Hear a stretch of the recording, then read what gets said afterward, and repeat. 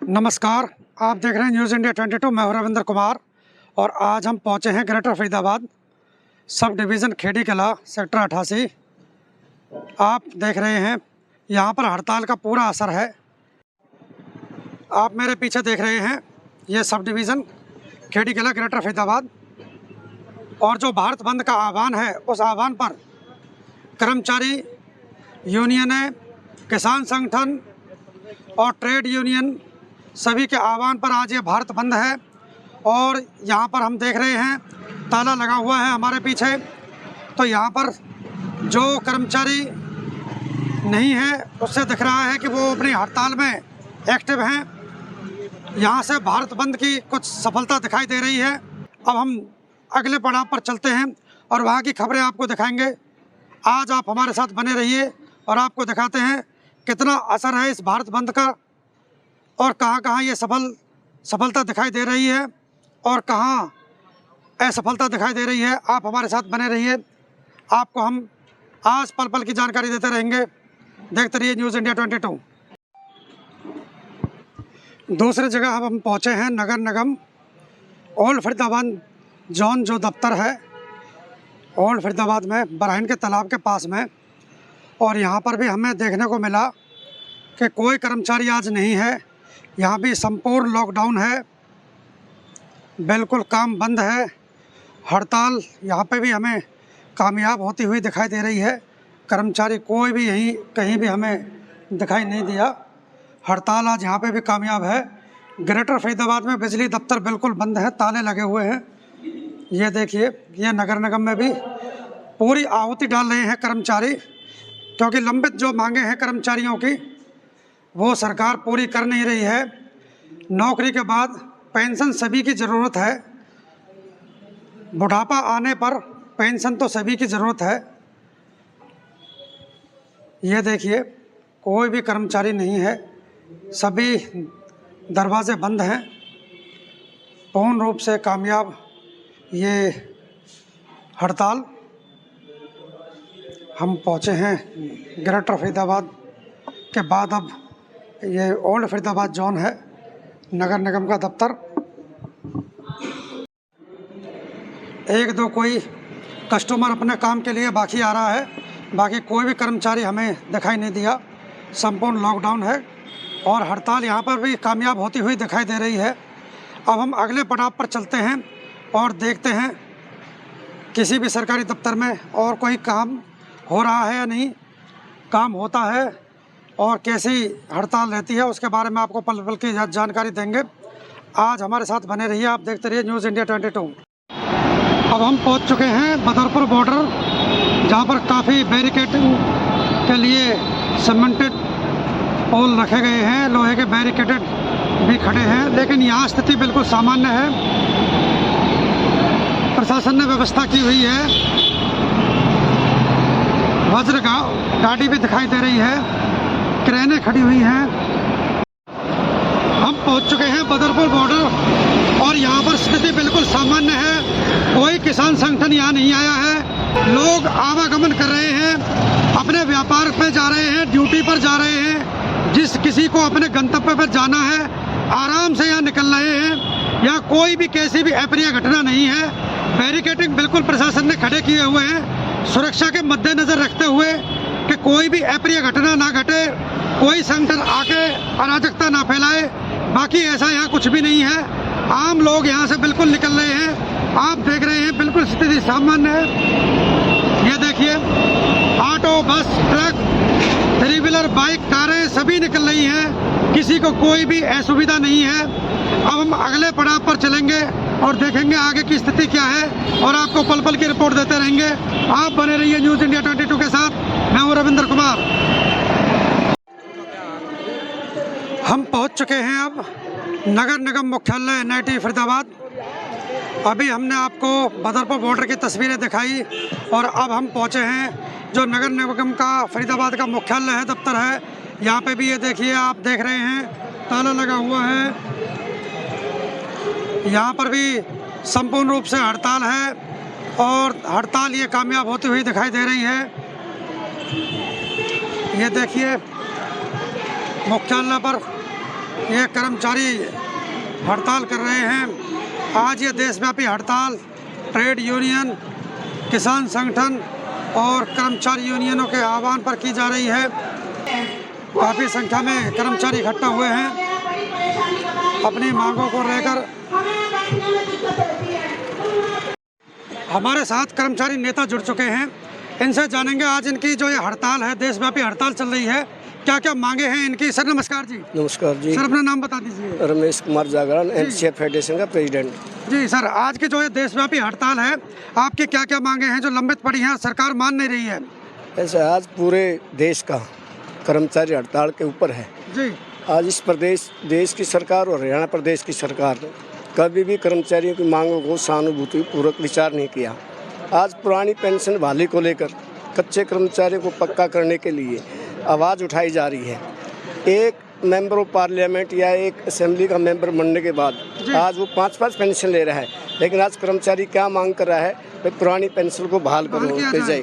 लेकिन सरकार लाठी गोली से तानाशाही करके कर्मचारियों को और किसान वर्ग को दबाना चाहती है, लेकिन हम दबने वाले लोग नहीं हैं। संघर्ष से ही सब कुछ मिलता है। आज पूरा देश संघर्ष के रास्ते पर है। आज पूरा प्रदेश और देश का कर्मचारी हड़ताल के ऊपर है। और फरीदाबाद की जहाँ तक बात है, पूरे नगर निगम का तीनों जोनों का चक्का जाम है। पूरे निगम का कर्मचारी पूर्ण रूप से आज हड़ताल के ऊपर है। हम अभी देख के आए हैं, बिजली बोर्ड के दफ्तर बंद हैं, ताले लगे हुए हैं। नगर निगम के आपका ओल्ड जोन है वो बिल्कुल बंद है, ताला लगा हुआ है। और तमाम और भी जगह हम कई जगह देख के आए हैं, कोई भी कर्मचारी आज काम नहीं कर रहा है। और साथ में किसान संगठन भी आपके साथ खड़े हैं, क्या कहेंगे आप? हम ये कहना चाहते हैं सरकार से, हम कोई लाल किला नहीं मांग रहे, जो हमारी जायज़ मांगे हैं वो दे। सरकार कोई भी है, सरकार तो आती रहेंगी जाती रहेंगी, किसी की बात होती नहीं है। लेकिन कर्मचारी वर्ग हो चाहे किसान वर्ग हो, आज किसानों के ऊपर जिस तरह से अत्याचार किया जा रहा है, आज किसान हमारे चाचा ताऊ हैं, आज आमने सामने खड़े हैं। आज देश का जवान और किसान सामने, ये कहते हैं अन्नदाता है, मोदी जी बार बार कहते हैं अन्नदाता, फिर अन्नदाता पर गोलियां चला रहे हैं, सुगैस छोड़ी जा रही है। आज शंभू बॉर्डर पर देखो कितना बुरा हाल है, 90 किसान घायल हुए हैं।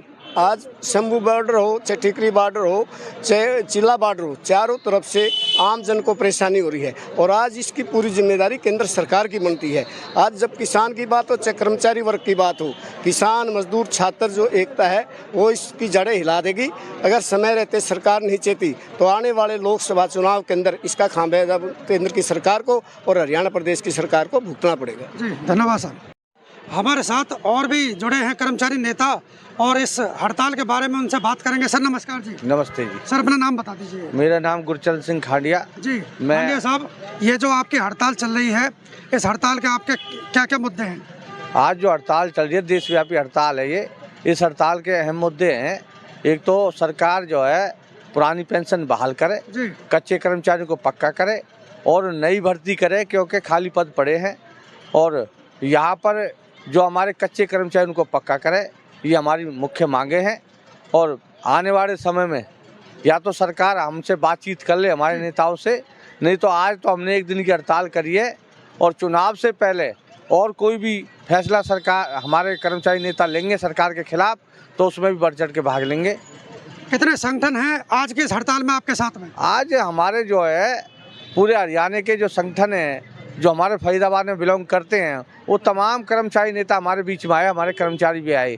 चाहे वो बिजली बोर्ड है, रोडवेज है, एजुकेशन है, चाहे वो हुड्डा डिपार्टमेंट है, चाहे टूरिज्म है, वो सारे के सारे नेता आए हैं। और उनको लेकर के हम यहाँ पर बैठे हैं अपनी मांगों के लिए।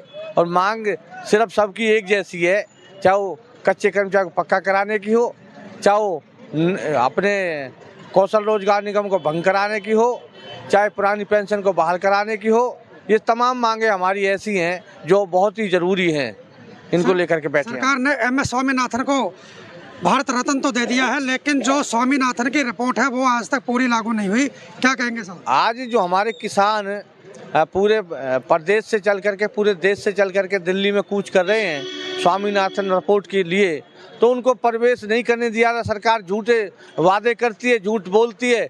पीछे भी किसान आंदोलन पर था, हमने भी समर्थन दिया था, लेकिन सरकार इतनी निकम्मी है, बीजेपी सरकार अपनी वाहवाह में लूट रही है और हमारे कर्मचारी नेताओं से, किसान नेताओं से कोई बात नहीं करना चाहती।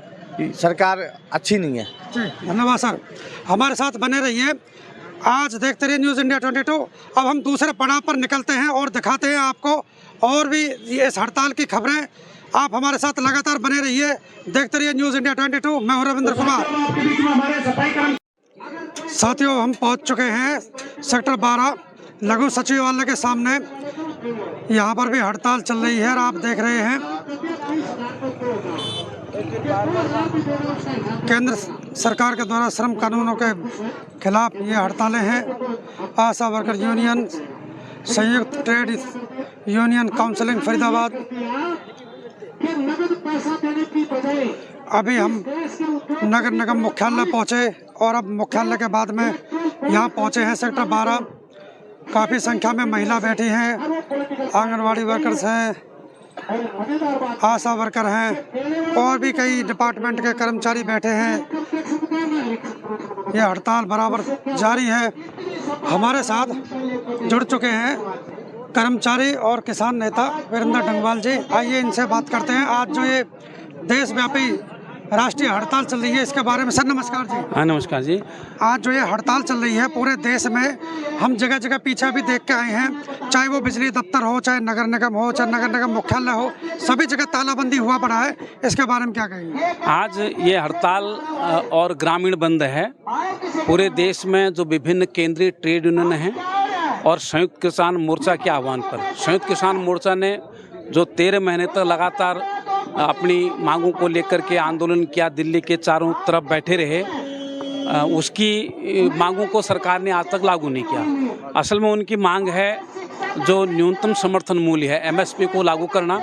और जो किसान कर्जे में डूबे हुए हैं, जब इस देश में देश की सरकार पूंजीपतियों का, अडानी अंबानी को टैक्स में छूट दे सकती है, करोड़ों रुपये उनसे नहीं लिया जा रहा है, और जो किसान है जो खेती में अपना जो है ना सारा जीवन लगाता है, देश के मजदूरों के लिए, देश के आवाम के लिए, जनता के लिए खाद्यान्न पैदा करता है, जिन्स पैदा करता है, उस किसान के ऊपर जो कर्जा है उसको माफ़ करने के बजाय वो और कर्ज में इसलिए दबता जा रहा है क्योंकि जो लागत है, लागत बढ़ते जा रही है।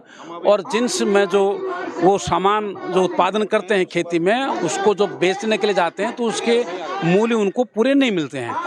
सरकार ने MS स्वामीनाथन को तो भारत रत्न दे दिया, जबकि उनकी बेटी खुद ये कह रही है कि किसानों के साथ दुर्व्यवहार ना किया जाए, उनकी बात मानी जाए। इसके बारे में क्या कहेंगे? हाँ, हम यही कह रहे हैं कि ये सरकार जो है ये सस्ता रास्ता लोकप्रियता का ढूंढ रही है। स्वामीनाथन जी ने जो रिपोर्ट किसानों के हक में दी उसको लागू नहीं किया गया। उनको जो है ना मरणोपरांत जो है ना वो भारत रत्न दे करके ये साबित करना चाहती है हम किसानों के हितैषी हैं जिन्होंने किसानों के लिए कानून बनाए। जब वो जिंदा थे, अभी उनकी डेथ इसी साल हुई है, बहुत ज़्यादा लंबा समय उनको नहीं, जब वो जिंदा थे उस समय देते, उस समय तो उस बात को नहीं माना, न उनकी सिफारिशों को लागू किया। और अब जो है ना एक तरफा जो ये कह रहे हैं कि हमने उनको भारत रत्न दे करके बहुत बड़ा काम कर दिया, लेकिन उनकी सिफारिशों को लागू नहीं कर रहे हैं। जो शंभू बॉर्डर पर किसान आए हुए हैं उनके बारे में अनाप शनाप बातें की जा रही हैं, खालिस्तानी, उन्हें आतंकवादी, ऐसे ऐसे शब्दों से नवाजा जा रहा है, और उनके साथ जो प्रशासन दुर्व्यवहार कर रहा है उस पर आप क्या कहेंगे? हाँ, ये सरकार की जो जुल्म करने वाली सरकार है उस पर हम ये कहना चाहते हैं कि इस देश में लोकतंत्र है, सब लोगों को अपनी आवाज़ को उठाने की आज़ादी है, सरकार को अधिकार है, इसलिए सरकार को उन पर जो है ना इस तरह से नकेल नहीं कसनी चाहिए, उनको अपनी देश की राजधानी में आने देना चाहिए। 2020 में भी जो हालत पैदा की है सरकार ने, कील कांटे वहाँ पर डंपर रोड खोद के जो है ना हमारे प्रदेश के मुख्यमंत्री ने खोदी है शंभू बॉर्डर में रोड, इस तरह का जो व्यवहार सरकार का है वो ठीक नहीं है, हम उसकी कड़े शब्दों में निंदा करते हैं। जी धन्यवाद सर।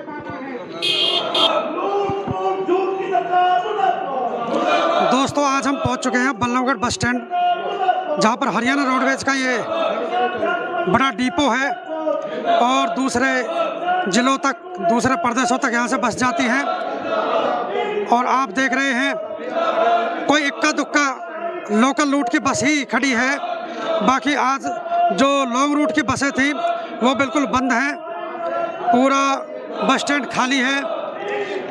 आज की ये हड़ताल कर्मचारियों की सफल होती हुई दिखाई दे रही है।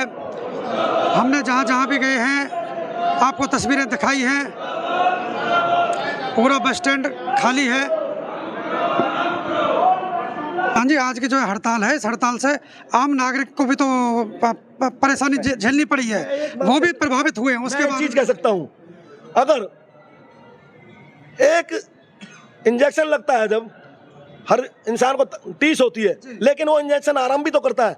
ये कोई भी कर्मचारी इसके लिए नहीं कर रहा अगर भाई हमें निजी स्वार्थ, ये आम जनता की ही लड़ाई है। जिस जनता को परेशानी है उसी के लिए ये कर्मचारी लड़ाई लड़ रहे हैं, क्योंकि इनके पास ये आज संविधान में है, अब हम अपनी लड़ाई लड़ सकते हैं।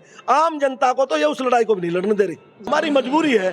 ये जो 16 तारीख की जो हड़ताल थी उसके लिए लगभग 3 महीने पहले कॉल दे दी थी, नेशनल लेवल पर भी और स्टेट लेवल पर भी, लेकिन ना तो हमारे माननीय प्रधानमंत्री जी को जरूर समझी।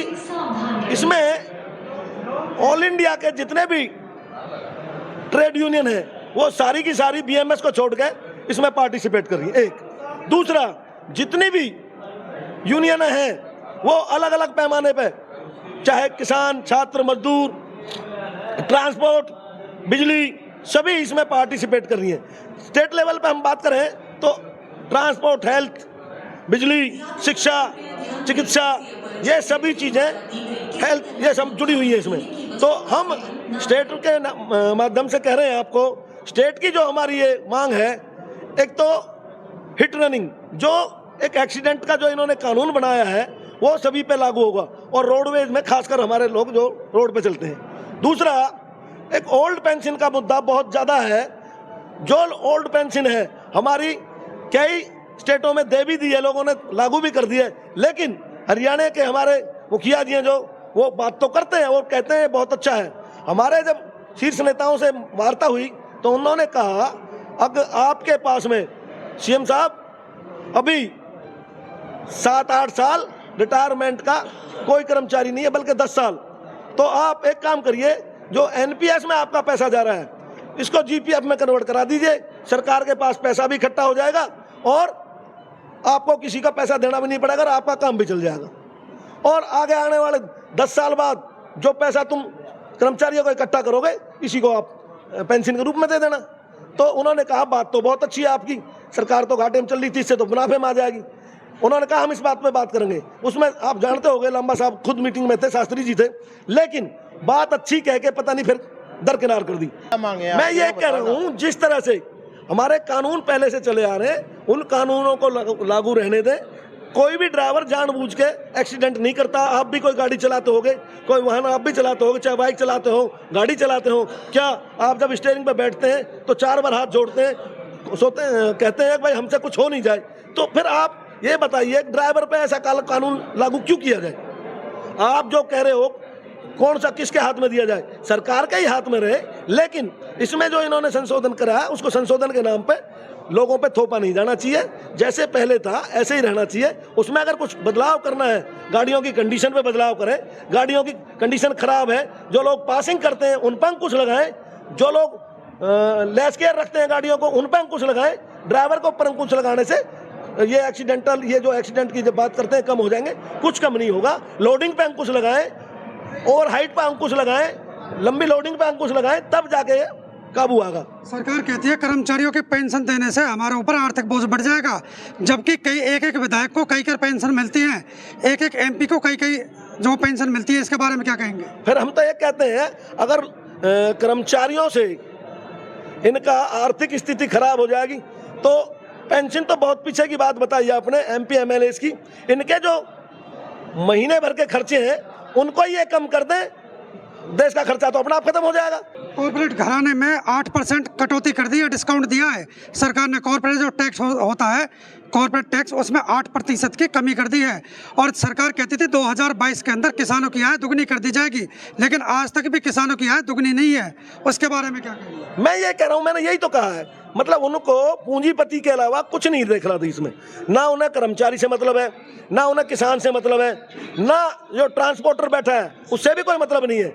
वो क्या चाहते हैं, पीछे एमएसपी की मैं बात बताऊं आपको, इनका ध्यान क्यों जा रहा कृषि की तरफ, जब ये इस पे एमएसपी की पीछे 750 किसानों की शहादत हुई थी, 1 साल किसान बैठा रहा था, उस टाइम इन्होंने, मोदी जी ने आए और आके कहा मेरे कोई भक्ति में कमी रह गई है। अरे 700 750 लोगों की शहादत होगी, उस टाइम आपने तो 2 मिनट में कह दिया भक्ति में कमी रहेगी। उन लोगों का, उन परिवारों को क्या होगा जिनके बच्चे नहीं रहे, पिता नहीं रहे, भाई नहीं रहे। तो मैं ये कह रहा हूँ इनकी नज़र उस टाइम कृषि पर थी। जब लॉकडाउन लगा, पूरे लॉकडाउन काल में सारी इंडस्ट्रियां बैठ गई, सारी हॉस्पिटलें बैठ गई, कहीं खाने कमाने के संसाधन नहीं बचे।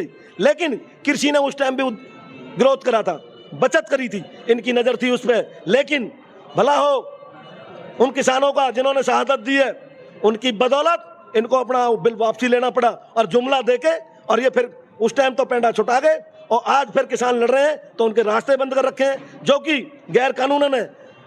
अपना सुप्रीम कोर्ट और हाई कोर्ट ने क्लियर कहा है, अब ये बिल्कुल गलत है। ना माना तो आप चंडीगढ़ का चुनाव देख लो, इन्होंने पूरा उसमें घपला करा। प्रिजाइडिंग ऑफिसर दिखाई दिया था उसमें, उसने गलत किया था।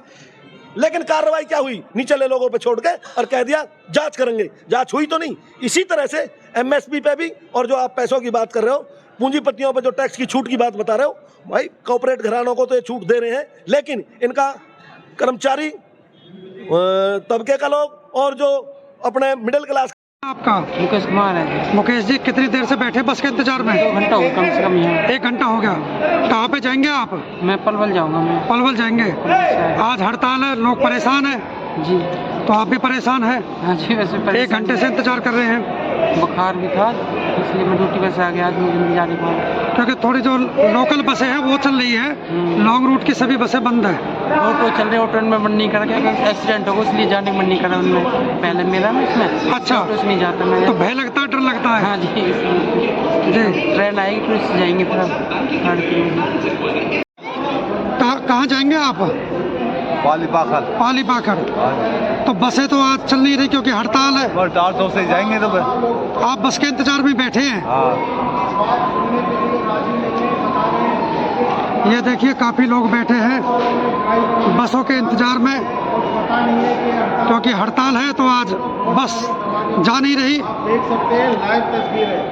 किसी ने आपको भी नहीं पता था आज हड़ताल है? नहीं जी, मेरे को नहीं पता। तो कितनी देर से बैठे आप? मैं आ गया था यहाँ को 2:30 बजे करीब। 2:30 बजे? हाँ जी। तो कहाँ जाएंगे आप? मेरे को जाना सिकरौना। सिकरौना? हाँ जी। सिर मसले हो तो बस जाती है, जो सोने के लिए बस निकलती है? हाँ जी हाँ जी। सिर मसले कबूल। तो कुछ बताया इन्होंने कि कब तक जाएगी? नहीं सर, हम तो ऐसे जैसे डेली आके बैठ जाते हैं, ऐसे बैठे हैं? बताया नहीं किसी ने हड़ताल है क्या है। हड़ताल का पता नहीं था? नहीं सर, लोगों को हड़ताल का पता नहीं है। हाँ जी। तो क्या बता रहे हैं इसके लिए?